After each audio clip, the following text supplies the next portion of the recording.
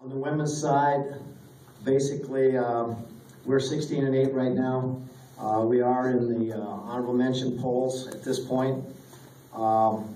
We have the following teams ranked in national polls. In women's basketball, 3rd is Concordia, 6th is Morningside, 10th is Briarcliff, 11th is Nebraska Wesleyan.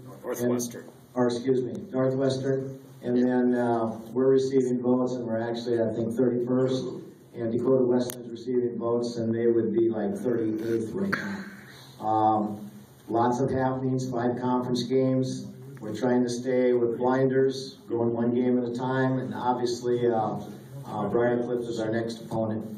Our JV team is 8-6, and I think we got some kids worthy to mention there. We have a couple post players in our JV team that we think are playing really well.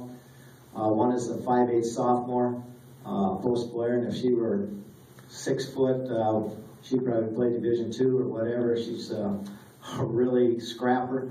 She's a girl from Berkeley named Cheyenne Lamley. We really like her effort.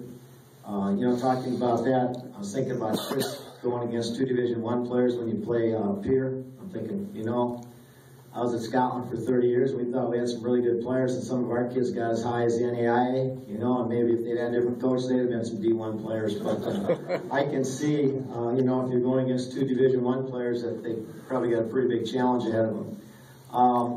The other thing, Kelly Amundsen is a 5'10" post player from Vermilion that we really like. We think she's going to fit nicely into our rotation next year as we lose 1 post player, Brittany Little.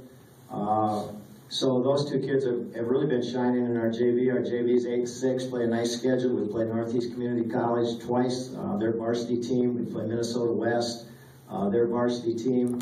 And then we play the teams in the north part of our GPAC, the Briarcliffs, the Northwesterns, the Dakota Wesleyan, and so forth. In JV games, we got like a 16-game JV schedule. So another girl that's playing very well right now on our JV team is Tara Delores. She's a sophomore.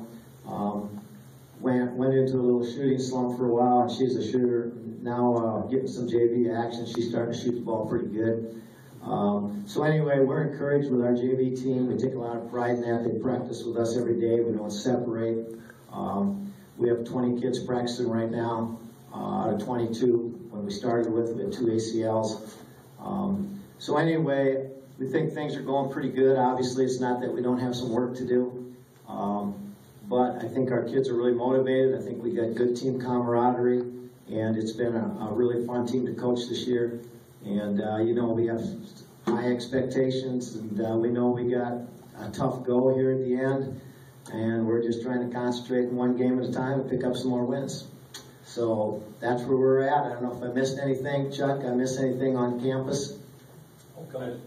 Well, it's homecoming this week. Oh, yeah, homecoming this week. We got some other things. We got Parents' Day on Saturday. We got Think Pink coming up on the 13th with Morningside for cancer awareness, suits and sneakers, I think, same day. So a lot of things going on.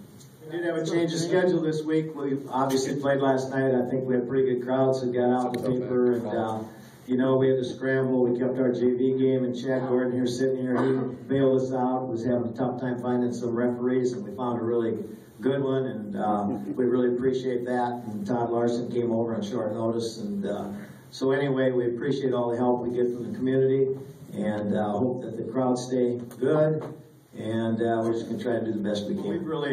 We've got a lot of kids that I think are overachieving a little bit from maybe what we thought they could do. The first one is April Winnie's been a really good player for us this year. She is probably, we think she's leading the nation in free throws attempted in NAIA. They don't keep that stat, but I think she's at 200 free throws right now. She knows how to draw fouls. She is a really, really good penetrator. She's a tough kid. She's a good defender, and we're really pleased with, she also makes the papers, and we're pleased with that. But she has been having an outstanding season. Another player that we think is having an outstanding season is Brittany Little. She's a classic example of what we think is a value in our JV program. She spent a lot of time playing JV. She's a senior. She has just kept getting better and better, and she is just really good at positioning herself, always being in the right spot. When we need rebounds, she's the one that gets it. You know, I refer to her a lot as our rock. Obviously, we're going to miss her. And then we got accolades, you know, Taylor Force has been a great shooter. She's not the greatest defender. That's a little frustrating, but she's a really good shooter, and, you know, it extends the defenses. She's now our career-leading three-point shooter at Marty in history. She passed Michelle Amundsen, who was a three-time All-American. So that was exciting, and we've just had a lot of exciting things going on. We've got a freshman that's playing really good, Raquel Sotera.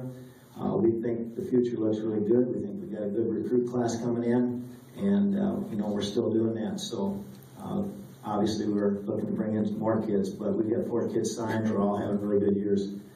Kieran O'Malley, I don't know if you guys watching the paper, but she had 42 the other night, and against Alcester Hudson in their conference classic or whatever they call it.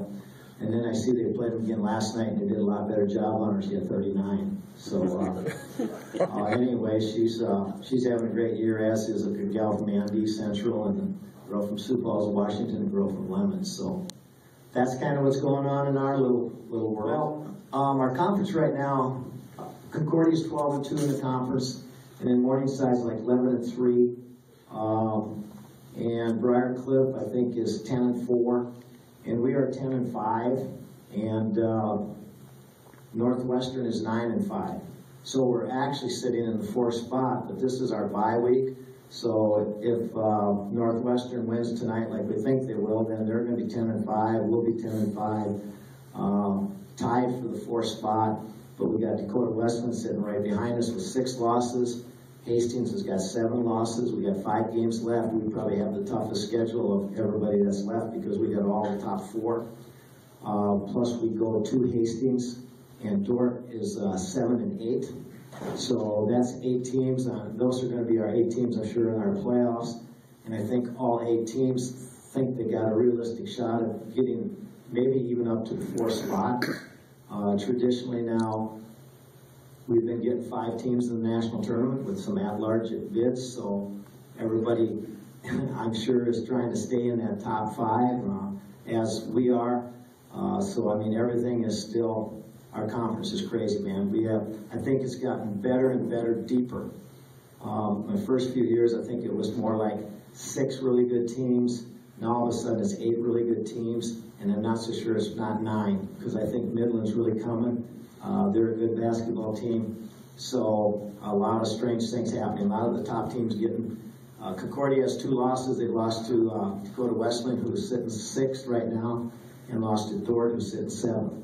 So those are their 2 losses. You know, we beat Morningside, their Dakota Wesleyan, you know, that win over Concordia. I think Midland's ready to do that to some top teams. So anything can still happen in our last 5 conference games. Hopefully things go right for us.